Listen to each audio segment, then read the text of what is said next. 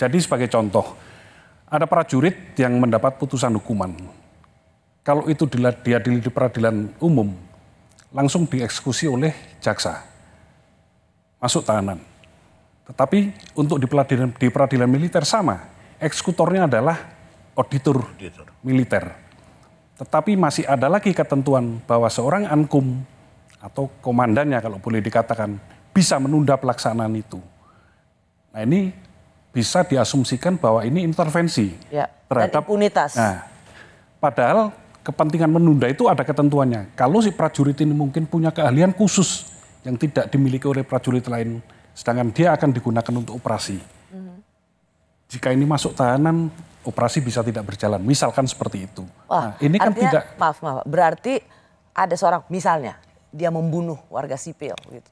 Tapi karena keahliannya dibutuhkan, si pembunuh ini yang harusnya ditahan, dia bisa tetap bertugas atas nama operasi pertahanan keamanan. Bisa, misalkan itu memang betul-betul, tentunya dengan pertimbangan.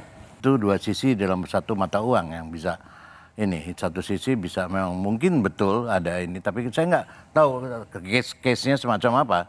Tetapi kalau di lain pihak itu bisa terus-menerus dipakai sebagai impunitas. Itu kan bisa terjadi, bisa dua interpretasi semacam itu.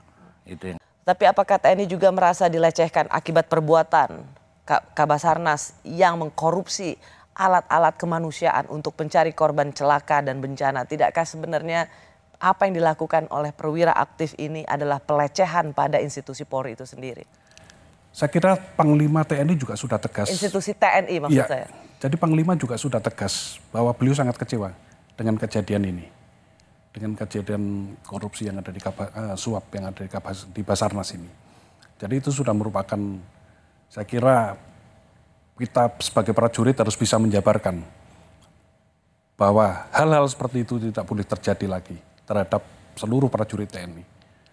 Harus ada upaya segera ya untuk merevisi Undang-Undang Peradilan Militer ya sehingga marwah TNI dan kepatuhan pada prinsip kesamaan di depan hukum itu bisa pada konstitusi itu mengalami peningkatan. Nah, bisa dengan model fast track legislation ya membuat undang-undang ini atau dengan perpu.